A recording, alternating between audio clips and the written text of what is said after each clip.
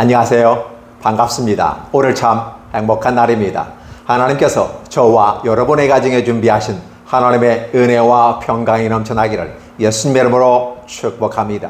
마가복음 7장 1절로 13절에 있는 말씀을 중심으로 율법에 차이가 있는가? 라는 제목으로 말씀을 나누고자 원합니다. 율법에 차이가 있는가? 라는 질문을 던지게 되면 여러분들은 어떻게 느껴집니까? 율법에 또 다른 율법이 있는가? 아니면 율법 안에 어떠한 차이가 있단 말인가? 라는 생각을 해보게 됩니다. 대개 하나님의 말씀을 우리는 전통을 따라 지킵니다. 그 율법은 곧 십계명에서부터 시작되었습니다. 그래서 십계명을 지키면 모든 사람들이 다 구원에 이를 수 있다고 가르칩니다. 십계명을 이루는 방식이 인간의 노력과 수고에 의해서 이루어진다고 보는 견해입니다. 그러나 과연 사람이 율법을 지키면 수 있는가라는 것을 생각해보면 율법은 지킬 수 없다는 것이 신약의 해석입니다. 구약에서 주신 하나님께서 시내산에서 돌판에 새긴 십계명 10가지를 지키면 다 구원에 이를 수 있다, 영생에 이를 수 있다고 합니다. 그래서 신약시대에까지도 내가 어려서부터 그 말씀을 다 지켰나이다 라고 하면서 당당하게 십계명을 지켰다고 얘기합니다. 그런데 주님께서는 뭔가 좀 부족하구나 라고 얘기합니다. 어떤 젊은 청년 부자 가난이 와서 어떻게 영생을 얻을 수 있습니까? 라고 얘기합니다. 그래서 주님께서는 십계명을 지켜라 라고 했더니 제가 어려서부터 다 지켰습니다. 주님께서는 너무 기쁜 나머지 그래 참 잘하였다. 그런데 말이야 한 가지 부족한 게 있다. 뭐가 부족합니까? 라는 것이었습니다. 그것은 바로 너의 전 재산을 다 팔아서 가진 것을 팔아서 전 재산까지라고 했을까요? 아니면 가진 것 일부를 팔아서 했을까요? 어떤 너의 가진 것을 다 팔아서 이웃에게 나눠주고 나를 쫓으라 라고 했습니다. 그러나 그가 가진 것이 많았기 때문에 근심하여 갔더라는 것입니다. 우리는 이 예수님을 찾아온 이 젊은 청년의 관원이면서 똑똑한 사람, 돈도 있고 출세도 했습니다. 그런데도 여전히 부족한 것은 영생의 문제이고 천국의 문제입니다. 과연 천국에 관심이 있었을까요? 아니면 유명한 예수님 앞에서 자기를 높이고 예수님으로부터 칭찬을 받고자 원한 건 아니었을까? 그렇다면 그 사람의 본래 마음의 주제는 과연 영생에 대한 관심이 있었을까? 왜? 율법을 지키면 영생을 얻는다고 얘기했고 그렇게 다 지켰다고 한다면 과연 그가 영생에 관심이 있었을까? 라는 질문을 던져보면서 물었으니까 관심이 있다고 한번 생각해 보시고 나아가 봅니다. 그런데 과연 십계명에 대한 우리가 어떻게 이해를 할 것인가 라는 부분이에요. 십계명은 하나님이 하라와 하지 말라로 우리에게 주셨습니다. 하라 강조합니다. 하지 말라, 샬랏이라는 단어를 쓰면서 하지 말라는 표현을 쓰게 됩니다. 그러면 하는 것과 하지 마는 것, 어떤 것은 하고 어떤 걸 하지 말아야 되는가를 정확히 10가지로 제시했습니다. 그래서 그 율법을 실상 지켜보니까 겉으로는 지킬 수 있는 것 같은데 진정으로 마음을 다해서 그걸 이루려고 하니까 어렵더라는 것입니다. 달리 말하면 하나님께서 주신 외적인 문자 해석을 해서 십계명을 지키는 것인가 아니면 그 말씀 속에 있는 핵심을 이행하는 것인가에 대해서 따져보면 십계명의 기본 정신은 사랑이었다라는 것입니다. 그래서 십계명이라는 개념은 하나님을 사랑하고 이웃을 사랑하는 것. 그래서 수직과 수평의 관계 속에서 십자가 형태로 이루어지면서 오늘 더하기를 합니다. 하나님에 대한 사랑을 더하고 인간에 대한 사랑을 더하면서 나아갈 때 그게 십계명이다라는 것입니다. 그렇기 때문에 어떤 법 조문을 하나씩 암기하고 그대로 지켜나간다고 해서 사랑을 온전히 이룬 건 아니었다라는 것이었어요. 그러면 어떻게 해야 될까요? 법 조문을 암송하고 그대로 준행하려고 노력하면서 한 가지 그 법 조문에 포함하고 있는 사랑을 어떻게 구해낼 것인가? 이 사랑이라는 것도 각 사람에 맞추어서 사랑이 전달되는 것 같습니다. 일반적인 사랑으로 탁 풀어버리면 애매한 것 같아요. 그래서 어린아이에게 맞는 것은 또 어린아이에 맞는 사랑이 있고 또 학생에게는 학생에게 맞는 사랑의 수준이 있습니다. 그리고 성인이나 노년에 이르기까지 각자에 맞는 사랑을 맞춤 서비스 해주는 것은 어떨까를 생각해 봅니다. 그러나도 기본적인 것은 사랑이 전제되어야 된다. 즉 무슨 소리예요? 십계명을 준행한다고 했을 때는 바로 십계명의 정신이 있는데 그 사랑을 온전히 표현하는 때 비로소 십계명을 지켰다라고 말합니다. 그렇기 때문에 우리들이 법조문을 암기하고 그 법조문대로 해보려고 외형적인 부분 속에서 다른 사람 앞에서 뭔가 드러내고 하려고 했을 때는 그것은 형식과 외식에 치우치게 되고 실상은 사랑이 없는 껍데기를 갖고 가는 것이라는 걸 얘기해 주죠. 그러다 보니까 결국은 십계명을 지킨 것 같으나 실상은 아니다라는 표현을 쓰게 됨으로써 결국은 모든 인간들이 법조문을 이해하고 해석하는 그 기준에 따라서 지켰느냐 지켜지지 않느냐 통과냐 불합격이냐라고 했을 때 사람들 안에서는 통과가 될 수밖에 없는 상황으로 만들어가 버리더라는 것이죠. 그러나 신약을 잘 살펴보면 특히 교리선을 바라보면 이런 말씀을 합니다. 율법을 우리에게 주신 것은 그 율법을 통해서 구원에 이르는 건 분명하지만 죄를 지은 오염된 심령을 가진 저와 여러분들은 율법을 다 지킬 수 없다라는 것이었습니다. 9가지는 지켰지만 한 가지를 실수했을 때 그는 법조문을 다 지키지 못했다라고 하는 것이죠. 결국 인간은 어떠한 완벽한 모습으로 율법을 준행할 수 없었다라는 걸 얘기하면서 결국은 율법은 무엇을 알게 하기 위한 것인가? 인간의 현 주소를 알게 하고 너희의 노력과 수고가 있는 건 분명하지만 그러한 종교적인 노력과 수고에 의해서 천국에 이를 수 없는 거다. 하나님으로부터 버려진 인간은 죄로 말미암아 버려졌기 때문에 죄가 해결되지 않으면 그 나라에 갈 수가 없다라는 걸 얘기해 주는 거죠. 결국은 그 나라에 가는 유일한 방법이 하나 있는데 죄가 있음에도 불구하고 그 죄를 덮어버릴 수 있는 건 뭘까? 허물을 덮어버릴 수 있는 건 뭘까? 그 단점을 덮어버릴 수 있는 건 뭘까? 바로 그것은 사랑이었다고 하는 것입니다. 그렇기 때문에 죄냐 아니냐라는 것을 넘어서 그것을 덮어버릴 수 있는 것이 사랑이다. 결국은 하나님은 죄지은 인간들에게 자신의 독생자 예수 그리스도를 십자가에 못 박혀 죽게 하심으로써 인간에 대한 사랑을 확증하셨다라는 부분이고 십자가에 달리신 예수 그리스도 자신조차도 하나님 이것이 너무 힘들고 어렵습니다. 그러나 이 잔을 내게서 옮겨주옵소서라고 간절히 기도했음에도 불구하고 내 뜻대로 마옵시고 하나님의 뜻대로 이루어지기를 원합니다 라고 하면서 주님께서도 다시 눈물을 흘리시면서 인간에 대한 연민과 불쌍히 여기는 마음, 목자 없는 양같이 유리 방황하는 저들을 바라보면서 주님은 십자가를 주시고 그 사랑으로 그 흘리신 피로, 그래서 그 피가 고귀한 피이고 하나님의 피라는 사실이죠. 그래서 보혈이라고 우리가 표현합니다. 보혈의 피가 바로 우리를 덮어버리고 우리를 허물을 덮어버리고 이제 죄를 씻어줌으로써 깨끗하다라고 말하는 것입니다. 그렇게 함으로써 오늘 저와 여러분들이 하나님의 아들, 딸로 다시 호적이 바뀌었게 됨으로써 악한 마귀의 자식에서 하나님의 자식으로 바뀌었다는 것입니다. 마귀의 아들과 딸에서 하나님의 아들과 딸로 호적이 바뀌었다는 것입니다. 신분이 바뀌었다는 것입니다. 그러다 보면 진정 이러한 것들을 우리는 이 신약시대에 와서 이미라도 알고 있기 때문에 알았지만은 그러나 이 예수님 당시에 많은 사람들은 구약의 전통을 따라 살다 보니까 바로 그러한 부분 속에서 오해를 하게 되는 것이고 사람이 만든 전통을 따라가더라는 것입니다. 그러니까 사람에 따라 전통이라는 것은 사람이 그 십계명을 어떻게 지킬 수 있을 것인가를 십계명을 갖다 놓고 조각조각 해서 삶의 현장에서 이것은 이것이고 이것은 이렇게 지키면 지켰다고 우리가 간주하자라고 약속을 하고서 지켜나갑니다. 그래서 때로는 도덕과 윤리적인 차원에서 상식적인 차원에서는 아무 하자 없지만 인간의 전통을 따라가는 이 종교 생활에서는 하자 없지만 하나님이 원하는 것과는 전혀 다른 모습이라는 사실이죠. 그 종교와 신앙이라는 개념을 갖고 봤을 때 종교가 신앙을 감싸고 있는 것처럼 세상은 말합니다.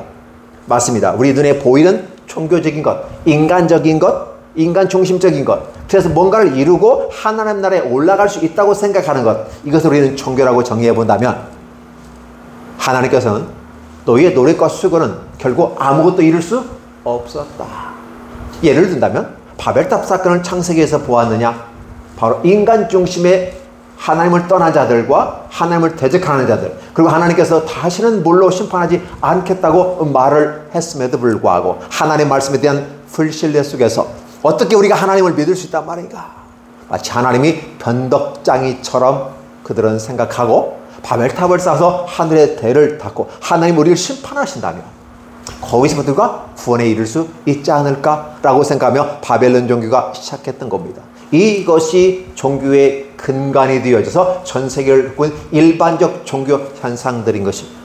그래서 하나님 중심의 모습이 아니라 인간 중심의 모습으로 그러한 것들을 이루어 감으로써 인간의 죄로 말미암아 두려워하는 마음을 안돈시키고 평화를 주고 안정을 준다는 개념으로 종교가 이 사회에서 인정받고 있습니다. 맞습니다. 종교의 일반적 기능을 얘기합니다. 그렇기 때문에 종교는 때로 이단 사입이라 할지라도 종교로 들어가면 막을 방법이 없습니다. 물론 도덕과 상식과 윤리를 지켜나가는 종교를 건전한 종교라고 하며 그나마 믿고 따르고 인정해 줄 수 있습니다. 그러나 이러한 종교보다 한 단계 낮은 모습으로 도덕과 상식과 윤리를 무시해버리는 그들이 있습니다. 그걸 우리는 사입이라고 말하는 것이고, 그리고 한 정통적인 것에서부터 시작은 같았지만 끝이 다른 모습으로, 전혀 다른 모습으로 용도삼이가 되어버리는, 겉은 용으로 시작했는데 꼬리가 뱀의 꼬리가 되어버리는 그런 모습으로 갔을 때 우리는 끝이 다르다. 그래서 용도삼이, 즉 이단이라고 표현해 볼 수가 있는 것이죠. 어쨌든 이단 사이비조차들도 자기들이 종교라고 말하면서 하기 때문에 우리는 이 사회에 만연되어졌고 이 사회에 해악을 끼치는 것들이 참 많습니다. 그래서 많은 사람들은 거기에 미혹되어서 빠져갑니다. 분별력이 없습니다. 그래서 여러분들이 함께 기억할 것은 나의 영혼을 과연 저곳에 맡길 수 있단 말인가? 나의 영혼을 저들에게 맡길 수 있다는가? 질문을 반드시 하고 그 종교를 선택해야만 합니다. 맞습니다. 때로는 이단 사입이나 기타 다른 거에 대해서 이런 질문도 하거니와 기독교인인 여러분 자신들조차도 이 기독교에 들어와 있음에도 불구하고 기독교가 여러분에게 종교에만 다른 일반 종교인들처럼 그런 마인드를 가지고 한다면 하나님의 나라와 관계없이 살아가는 모습이라고 성경은 얘기하고 있는 것이죠. 그래서 오늘 이 본문에 그렇게 말합니다. 예수님께서 수많은 일들을 감당했습니다. 그래서 많은 사람의 인기가 폭발적으로 늘어납니다. 어떠한 사람들은 침상체에 메고 와서 시장에 넣고 예수께서 지나가신 날에 5대만 스쳐도 나을 것이다. 왜? 10년 동안 혈병 걸린 여인이 5대만 손을 댔어도, 스쳐가는 옷자락에만 손을 대서도 병이 나았다는 소문이 들립니다. 이 정도 되면 게임 끝난 겁니다. 하나님의 나라가 확장되고 있습니다. 그러다 보니까 이 소문이 예루살렘에까지 들리게 됐고 바리새인과 서기관 중 몇이 예루살렘에 와서 예수께 모여들었습니다. 즉 이 성간에 오늘 이 본문은 어떤 하나님의 나라에 대해서 전파하고 지금 그런 와중이 아니라 한가로운 모습 가운데 쉼의 한 과정 속에서 예수님과 그의 제자들이 함께 생활하는 일상의 삶의 모습을 바라보면서 일상의 삶을 그들은 전통을 따라 해석을 해놓았습니다. 어떤 해석을 해놓았을까요? 그것은 바로 그들이 부정이라는 것을 굉장히 하나님이 싫어하니까 이 부정이라는 단어를 마치 부정이라는 하나님의 개념은 거룩하다, 거룩하지 않다, 더럽다, 더럽다는 개념은 바로 죄 가운데 있기 때문에 그 죄로 했을 때 부정이라는 말을 쓰게 됩니다. 근데 이 부정을 크게 확대하다 보니까 일상의 삶 속에 더러운 것조차도 부정한 것으로 보게 되는 것이죠. 그러다 보니까 그들은 어떻게 합니까? 하나님의 말씀을 확대 해석을 하는 건 참 좋은데 문제는 부정한 손과 손을 씻지 않은 것은 차이가 있습니다. 근데 이걸 같은 맥락에서 바라보면서 손을 씻지 않으면 부정한 것으로 얘기합니다. 손은 더러우면 닦으면 됩니다. 그러면 깨끗한 손이 됩니다. 그렇죠? 닦지 않으면 더러운 손이 될 뿐입니다. 이것이 부정한 것은 아닌데 마치 닦지 않는 것을 부정한 것이라고 정해놓고 그들의 전통적인 삶 속에서 손을 닦지 않고 먹는 것은 부정한 짓을 한 것이고 이것은 하나님께 범죄라고 말하는 것입니다. 아닙니다.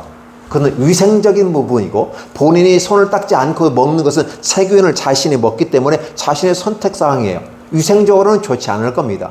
그러니까 때로 굶주렸을 때 배고플 때는 언제 뭐 있습니까? 격식 갖출 일이 없어요. 그냥 허겁지겁 먹습니다. 그렇죠? 이렇게 먹을 수 있습니다. 상황에 따라서는. 자, 그런데 문제는 뭐냐면 손이 더러우면 젓가락이나 수저 갖고 먹으면 되잖아요. 근데 그네들은 수저나 젓가락을 먹는 개념보다 손으로 씹어 먹는 것이에요. 문화도 바꿔버리면 되잖아요. 수제와 젓가락을 먹으면 내가 손이 더러워도 얼마든지 깨끗하게 먹을 수 있습니다. 그럼에도 불구하고 씻는 면 더 좋겠죠. 위생적으로. 왜? 손에 묻은 것이 떨어질 수도 있으니까. 그러나 더러운 손 갖고 밥을 먹는다면 더럽지만 수제와 젓가락을 먹으면 얼마나 좋을까. 그런 생각은 하지 아니하고 자신들의 전통이 손으로 먹는 것이라고 해서 손으로 떡을 떼는 모습을 보면서 씻지 않고는, 그러니까 당연히 손을 떼니까 손을 씻어야 되는 건 당연한 거 아니겠습니까? 이런 것들을 바라보는 거죠. 문제는 뭐냐면 그들이 하는 이런 모든 것들은 하나님께서 원하시는 부정이라는 단어에 대해서 해석을 어떻게 하냐에 따라 달라지는 것이에요. 그래서 그들은, 바리새인과 모든 유대인들은 장로들의 전통을 지켜 손을 씻지 않고서 음식이 먹지 않는다고 하는 기본 전통을 따라갑니다. 여기서 여러분 기억해 주세요. 그 전통을 보세요. 시장에서 들어와서는 시장이 많은 곳 사람들이 있어요. 부정한 사람도 있어요. 지나가서 스치는 사람도 있어요. 왜? 부정한 사람과 스치면 내가 부정하게 된다는 것이에요. 이게 그대들의 생각이에요. 그러니까 와서 어떻게 해요? 물을 뿌립니다. 우리나라 좀 부정하다 생각하면 소금 뿌려라 그러잖아요. 소금 뿌리는 것입니다. 그리고 여러 가지 와서 이제 찬과 주발과 녹을 씻지 않으면 먹지 않고 깨끗한 상태에서, 위생적인 차원에서는 아무 하자가 없는데 이 위생적인 문제와 부정이라고 하는 하늘 앞에서 죄의 문제는 전혀 다른 문제인데 마치 그렇게 믹스해 놓고 많은 사람들을 옥죄고 있는 것입니다. 손을 씻을 수 있는 권한도 안 씻을 권한도 각자에게 있습니다. 그런데 그걸 마치 안 씻으면 하나님 앞에 죄를 지은 것처럼 얘기하는 잘못된 부분들. 그렇기 때문에 그들의 삶 속에서 어떻게 해요? 천국에 들어가려면 일상의 삶의 모습 가운데 손을 닦아오고 밥을 먹어야 되는 거죠. 손을 닦고 밥을 먹어야 천국에 간다고 말한다면 이건 뭐가 전혀 다른 가려운 것이 함경도인데 경기도에서 등을 긁고 있다면 어떻게 됐을까요? 웃기는 거 아니겠습니까? 그러면서도 웃긴다고 생각하지 않아요. 뭔가 이상하다고 생각하지 않아요. 마치 그것을 해야만이 된다고 생각하는 거예요. 이것을 우리는 인간들이 만든, 사람이 만든 전통과 율례라고 하는 부분이에요. 따라서 인간이 만든 전통과 율례는 하나님이 주신 율례와 전통이 전혀 다르다는 사실입니다. 한번 정리해 볼까요? 전통이라고 하는 것이 무엇일까? 전통은 전할 전자 씁니다. 그러니까 과거의 어떤 행동들이 우리에게 전달되는 하나의 문화를 봅니다. 그래서 한반도의 고유한 문화 그랬을 때 우리 전통을 따라서 한민족은 한복을 입고 추석과 설날을 지내고 이런 것은 우리의 전통입니다. 맞습니다. 좋은 겁니다. 좋은 것은 괜찮아요.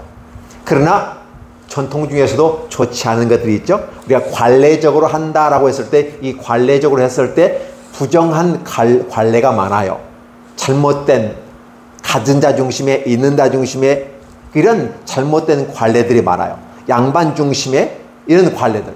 그러다 보면 그러한 것들이 좀 폐쇄가 되고 제거가 되어지고 더 나은 모습으로 전통이 이어진다면 얼마나 좋겠습니까? 따라서 우리는 우리의 고유한 아름다운 전통을 후대에 물려주는 건 대단히 중요합니다. 그러나 잘못된 것, 부조리한 것, 관례라고 말하면서 마치 법처럼 그걸 해야만 하면서도 부정한 것임에도 불구하고 당당하게 자기중심적인 해석을 하는 관례를 따라간다는 것.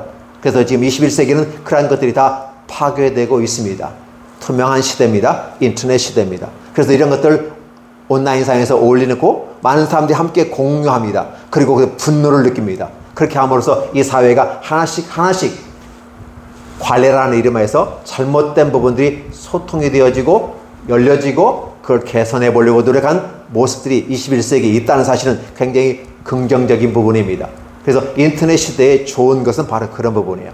잘못된 것을 함께 공유하고 그것을 분해시켜 모든 사람의 공감대를 얻고 그건 아니다라고 생각하면 버려버릴 수 있는. 그래서 우리는 온고지신이라는 단어가 있을 때 좋은 것은 지켜나가되 잘못된 건 버리면서 새로운 모습으로 늘 개혁해가는 과정, 그걸 개혁주의라고 하는데 이런 과정들이 우리에게 필요하다.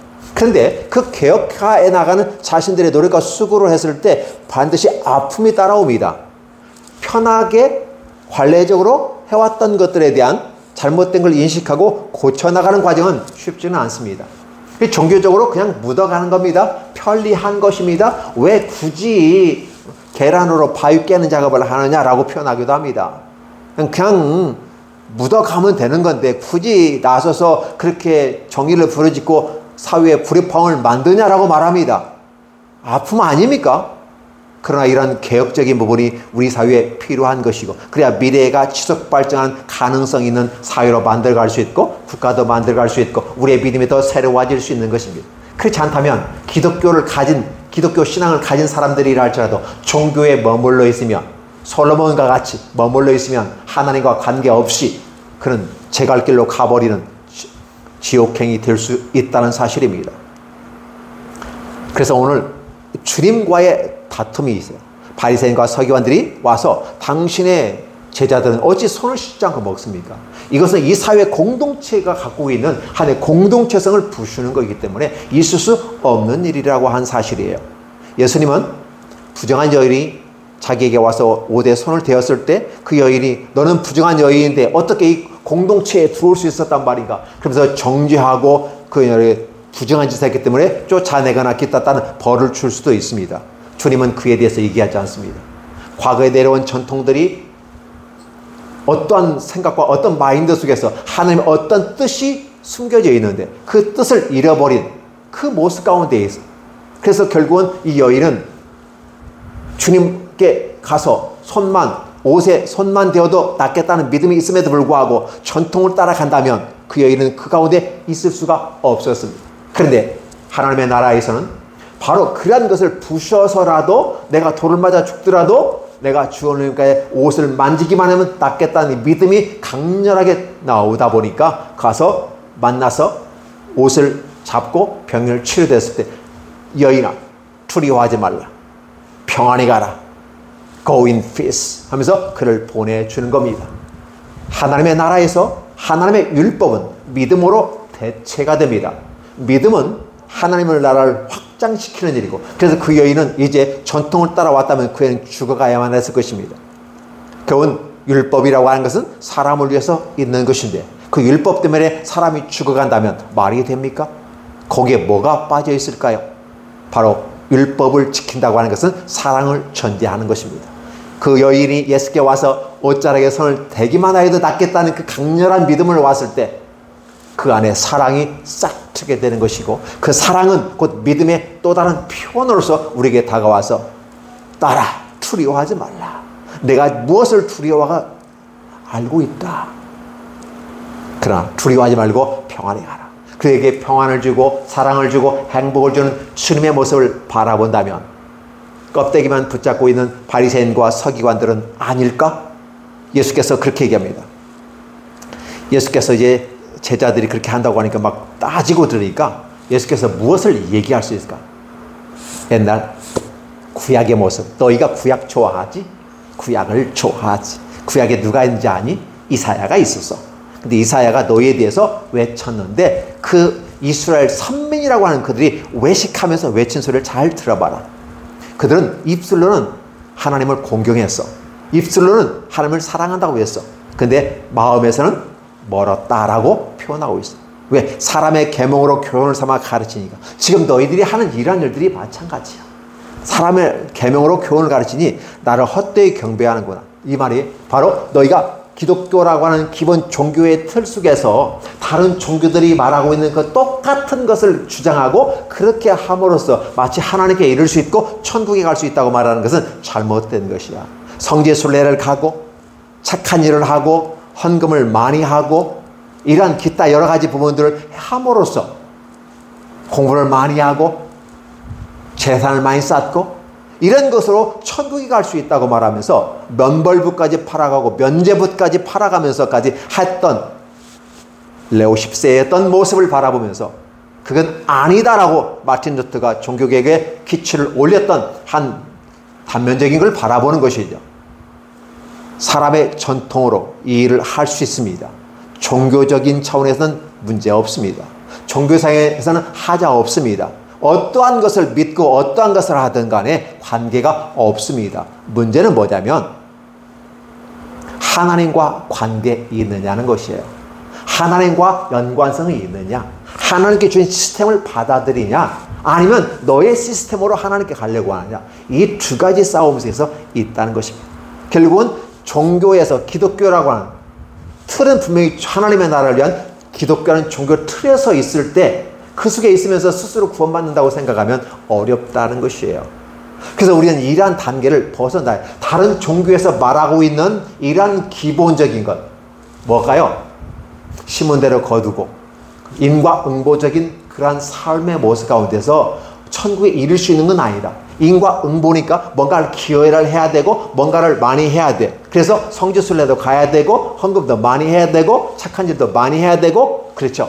이 일들은 하나님의 백성으로서 구원받은 사람들이 마땅히 해야 될 하나의 그런 선물로서 이 땅에 내가 이웃사랑이라는 걸 표현하는 결과로 나타나는 것이지, 이것에 의해서 내가 천국에 가는 것은 아니라고 얘기한다는 사실. 그렇죠? 그걸 우리가 분명히 알고 가셔야 됩니다. 결국은 종교적인 모습에 머물러 있고 하나님의 계명을 버리고 사람의 전통을 지킨다라는 사실이 돼요. 그래서 너희는 이 전통을 지키기 위해서 하나님의 계명까지도 버린다. 사실은 하나님의 계명을 지키기 위해서 10계명을 어떻게 잘 지킬 것인가를 연구한 상태에서, 그러면 그것을 나름대로 랍비들이 쪼개어서 만든, 그래서 그들의 전통을 따라 미슈나 에리까지 그런 것들을 잘 지켜 기록을 해놓고 있고, 그걸 지켜야만이 천국에 갈 수 있다는 것입니다. 그것은 삶에 있어 응용 학문과 같이 어떠한 삶을 살아가시 더 유익한가를 가져오는 것이, 이것이 부증한 것을, 이것이 죄를 면하는 것은 아니란 사실이죠. 죄를 면하는 것은 오직 예수 그리스도의 보혈을, 그 바로 사랑이 담긴 보혈의 피로 말미암아 모든 죄가 씻어지고 모든 걸 덮어버릴 수 있다는 것입니다. 그래서 십자가에 흘리신 보혈의 피를 우리는 기다리면서 메시아를 기다리는 것이고, 그 메시아가 오늘 저와 여러분들에게 새 생명과 새 길과 새 인생과 새 희망이 되고 새 생명이 우리에게 넘치게 충만하게 주신다는 사실을 우리는 저버려서는 안 됩니다. 이것을 굳건히 붙잡고 가야 되는데, 전통을 지키려고, 인간들이 만든 전통을 지키려고 하나님의 계명을 저버리고 있다. 하나님의 계명을 다른 말로 말하면 사랑입니다. 구약적인 개념을 갖고 말하면 믿음이라고 말합니다. 그걸 신약에 왔었는데 사랑의 표현을 얘기하고, 사랑의 외형적인 모습이 믿음으로 구약에서 말하는 것이 나타난다면 실제상에서는 사랑의 모습으로 표현되고 있다는 사실이죠. 자, 한번 볼까? 인간이 만든 것과 하나님의 전통의, 자, 인간의 전통과 하나님의 전통이 어떻게 차이 나는가를 보자. 자, 모세는 내 부모를 공경하라. 아버지나 어머니를 모욕하는 자는 죽임을 당하리라 했다. 자, 공경한다. 그러면 모욕하지 않는 것을 공경하는 거라고 우리가 같이 볼 수 있다면, 공경하고 모욕하지 하는 자는 죽인다고 했어요. 그럼 어떻게 해야 될까요? 당연히 부모님을 잘 섬겨야 되겠죠. 그런데도 불구하고 그들은 어떤 생각합니까? 아버지나 어머니에게 마땅히 드려야 되는데 그걸 하나님께 드렸다. 고르반이라는 건 하나님께 드렸다는 말이에요. 하나님께 드려진 어떤 것을 고르반이라고 하는데, 결국은 하나님께 드렸으니까 유익하게 된 거야. 그러니까 더 이상 부모님에게 드릴 필요가 없다는 거죠. 그렇게 하면서 오히려 드리는 사람에게 허락하지 않는다. 이미 고르반으로 드렸으면 게임 끝난 거야. 안 해도 돼. 그러면서 아버지와 어머니를 섬기지 아니하는, 공경하지 않는 그들의 모습을 가지고 있으면서 하나님께만 드리면 모든 거 다 해결된다. 그래서 오늘 여기서 한번 생각을 해보셔야 돼요. 우리가 하나님만 믿으면, 예수님만 믿으면 모든 거 다 해결된다고 생각해요. 그렇지 않아요. 하나님을 믿고 사랑하는 것은, 그래서 하나님 아버지께 드릴 것은 하나님 아버지께 드리고, 내 육신의 부모에게 드릴 것은 육신의 부모에게 드려야 됩니다. 그런데 육신의 부모에게 드릴 것을 하나님께 드리면서, 고르반 하나님께 드렸으니까 내 부모를 섬기지 않아도 된다는 이 전통을 갖고 가면서, 이 폐역한 것을 갖고 있으면서 이것을 전통이라고 말하고 주장하더라는 것이에요. 예수님이 그걸 반박하게 되는 것이죠. 이런 모습을 바라보면서 오늘 저와 여러분들은 무엇을 느끼냐는 것이죠. 있을 수 없는 일 아니겠습니까? 자, 오늘 이러한 부분들로 저와 여러분들에게 인간이 만든 전통과 하나님의 전통은 차이가 있다. 우리는 그동안에 기독교를 굉장히 사랑했고 기독인이 된 것을 자부심을 가지고 왔습니다. 그럼에도 불구하고 여전히 기독교란 종교에 머물러 있는 사람이 많이 있습니다. 오늘 저와 여러분들이 좀 믿음이 있다고 생각하십니까? 오래 믿었다고 생각하십니까? 남을 가르치는 교사이며 직분자이라고 생각하십니까? 그렇다면 여러분들은 이제 그 단계에서 한 단계 더 올라가십시오. 종교적 행위에 의해서 내가 구원을 받거나 복을 받지는 않습니다. 일반적인 차원에서 신문대로 거두는 건 맞아요. 충분히 기여하면 기여한 만큼 받는 건 맞아요. 그러나 이러한 것은 일반적인 종교에서 얘기하고 일반적인 이 땅을 살아가는 데 필요합니다. 하나님의 나라에서는 어떤 걸 얘기합니까? 9시부터 5시까지 일하는 사람과 5시부터 1시간, 6시까지 일하는 사람. 그러니까 어떻게 돼요? 처음부터 8시간 다 일하는 사람과 1시간 일하는 사람의 목은 똑같더라는 것입니다. 무슨 말일까요? 한 달란트, 한 데나리온, 어떤 거든지 내가 5만 원을 약속했다. 10만 원을 약속했다. 그럼 하루 일을 하면 10만 원을 주기로 약속했다. 약속대로 준다는 거예요. 1시간 일하는 사람도 10만 원을 준다는 거예요. 아니 그거 아니잖아요 라고 얘기하잖아요. 18시간 일하는 사람을 10만 원을 주면 1시간 일하는 사람은 뭐 만 원이나 뭐 좀 더 주다 2만 원 정도만 주면 되는데 어떻게 1시간 일하는 사람을 8시간 일하는 거 같이 줄 수 있단 말입니까? 근데 주님께서 이 말을 알죠? 뭐라고 합니까? 내가 너와 약속했을 때 일하는 시간에 10만 원을 주기로 약속했다며 너와 그 약속했어. 그러나 내가 1시간 일함에도 불구하고 약삭을 주리라 하고 10만 원을 주는 것은 내 마음이야. 내가 주고 싶은 대로 주는 거야. 라고 얘기하는 것이죠. 오늘 이러보면 그것은 비상식적이고 비효율적이고 이 땅을 살아가는데 맞지 않습니다. 라고 말합니다. 맞습니다. 그건 일반적인 부분에 맞지 않는 것 같아요. 그러나 하나님의 나라에는 너도 사랑해서 10만 원을 주기로 약속했다면 1시간을 일한 거에도 10만 원을 준다. 물론 이 1시간 일한 사람과 너는 어떤 차이가 있을까? 같은 10만 원을 받았는데도 불구하고 너는 감사하지 아니하고 따지고 들면서 불합리하고 비합리적이라고 말한다. 그러나 이 사람은 1시간 일했지만 10만 원을 받았기 때문에 그 감격 속에서 기뻐하며 즐거워 뛰는 그 기쁨을 너는 볼 수 없느냐? 그게 바로 하나님의 나라의 기쁨이다라는 거예요. 달리 말하면 하나님께서는 사랑하기 때문에 큰 아들도 작은 아들도 동일하게 풍성하게 주신다는 사실이다. 그러나 인간이 만든 규칙과 규례로 말미암아 이렇게 만드는 것은 아니다라고 일러줍니다. 따라서 오늘 저와 여러분들이 교회에서 하나님 말씀을 들었을 때 때론 맞지 않는 부분도 있을 수 있습니다. 세상적인 가치와 기준을 가지고. 그러나 믿음의 눈으로 바라보고 하나님의 눈으로 바라보면 기본적으로 심은 대로 거두는 충분히 기여한 만큼 받아야 되는, 그렇죠. 이걸 또 공평하게 받느냐 공정하게 받느냐. 공평과 공정은 다릅니다. 공평은 똑같이 받는 거예요. 그러니까 공정이라고 하는 것은 기여도에 따라서 나누어서 받는 게 공정입니다. 우리가 이런 것도 또 분리해 볼 수 있어요. 근데 하나님의 나라에서 바로 우리는 공정에 가까운 것으로 바라보는 거죠. 어떻게 됩니까? 일한 만큼 받아야 됩니까? 기여한 만큼 받아야 됩니까? 그렇지 않다는 것이죠. 하나님의 나라의 믿음의 역사는 얼마든지 무한한 사랑으로 주신 아버지의 풍성한 사랑에 의해서 받을 수 있다 라는 사실을 얘기해 주시는 거죠. 그래서 오늘 전통이라고 하는 것은 내려오는 것에 의해서 이루어지기 때문에 좋은 것과 나쁜 것이 있는데 나쁜 것은 버리고 좋은 건 유지하자는 게 전통이고, 정통이라는 게 있어요. 정통이라고 하는 것은 하나님의 말씀과 율례와 규칙을 받아서 가는 것이고, 이 정통은 기독교계에서 하나의 주류를 이루어왔습니다. 여기에서 벗어난 비주류들이 나타나요. 정통은 뭘까요? 이타나시오스가 얘기한 대로 본질적인 부분 속에서 하나님이 원하시는 걸 정통이라고 얘기합니다. 그러나 눈에 보이는 것, 현상적인 것, 왜곡되어서 우리 눈에 보이는 것들을 알미니안주의들이 가르치고 있었습니다. 그래서 이 땅에서 이타나시와 알미니안이 함께 싸웠던 이러한 것들을 역사에서 바라보는 것처럼 그렇습니다. 그래서 때론 컵 속에 있는 젓가락이 휘어져 보이냐 반듯한 것이냐 라는 질문을 논쟁을 했을 때 휘어져 보이는 것은 굴절에 의해서 보이는 것 때문에 틀리지는 않습니다. 보이는 것은 휘어져 보입니다. 그러나 막상 그 젓가락을 물에서 빼냈을 때는 반듯하다는 것입니다. 어떤 것이 옳습니까? 젓가락은 휘어져 있습니까? 반듯한 겁니까? 라고 질문했을 때 젓가락은 반듯한 겁니다.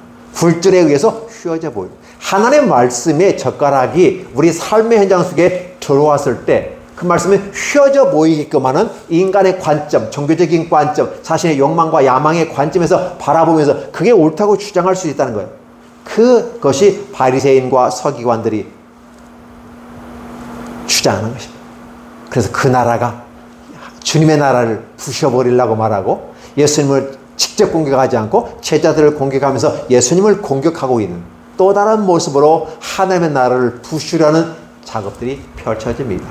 그렇다면 여러분들은 바리새인과 서기관의 입장에 서서 이야기하시겠습니까? 예수님의 입장에 서서 하시겠습니까? 상황은 율법의 조문을 문자 그대로 지키는 것이 율법을 지키는 것이 아니라 문자 그대로 지키는 첫 번째 단계를 넘어서 문자가 가지고 있는 이면에 숨겨진 뜻을 찾아 나가는데 그 법조문, 십계명의 조문은 사랑이 숨겨져 있는 것이다. 이 사랑을 벗어버리고 인간은 옥죄는 인간의 전통을 통해서 그렇게 함으로써 천국에 갈 수 있다고 속이면서 마치 십계명을 다 지킨 것처럼 얘기하는 것은 잘못된 것이라는 사실을 얘기해 주고 있는 것입니다. 오늘 저와 여러분들은 심각한 고민에 빠져 있습니다. 나는 종교인인가 신앙인인가? 나의 행위가 문자적인 해석으로 갈 것인가? 아니면 문자적인 해석 위에 사랑으로 갈 것인가? 선택이 있을 수 있습니다. 전통이라고 해서 좋은 것은 받아 누리지만 그러나 잘못된 것을 고치려는 노력과 수고가 있을 때, 불편함을 느낄 때 나는 바꿀 수 있겠는가? 아픔과 고통이 있을지라도 하나님의 나라를 위해서 수정할 수 있는가? 나를 고쳐갈 수 있는가? 나의 변화를 추구할 수 있는가? 하나님 말씀을 수용할 수 있는가라는 질문을 던지면서 여러분 함께 고민하는 기독인들, 사유하는 기독인들이 됐으면 좋겠습니다. 그런 크리스찬들이 있을 때 비로소 한국교회가 다시 살아날 수 있습니다. 한국교회가 다시 구별될 수 있습니다. 한국교회가 제 자리를 잡을 수 있습니다. 하나님의 복음은 오늘 우리 가운데 우리의 삶의 현장 속에 들어와 있습니다.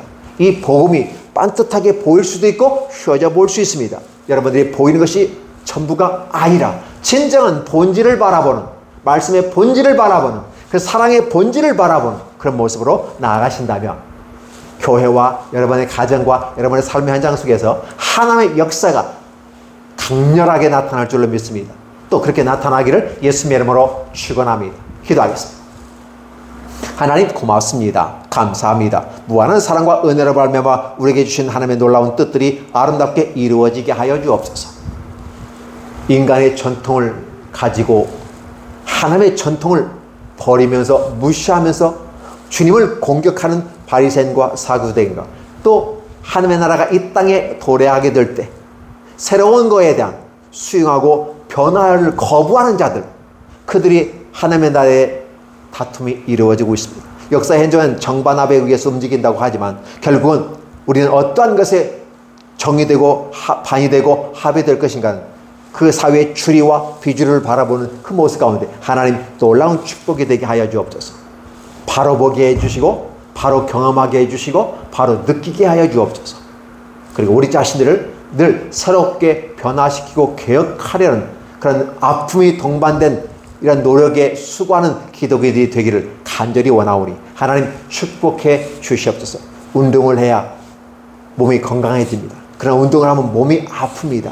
이 아픔을 참고 견디는 모습 가운데 우리가 건강해지듯이 오늘도 우리의 몸이 건강해지는 것처럼 하나님의 말씀을 왜곡된 시력, 왜곡된 청력, 왜곡된 오감각에 의해서 나타나는 것을 바라보고 그것이 진리라고 주장하지 아니하고 본질적인 걸 바라보며 우리 하나님이 주신 대로 나아가려는 노력들이, 그 노력이 아프고 고통스럽고 힘들지 할지라도 이겨낼 수 있는 승리하는 우리 모두가 될 수 있도록 축복해 주옵소서. 예수님의 이름으로 기도합니다. 아멘.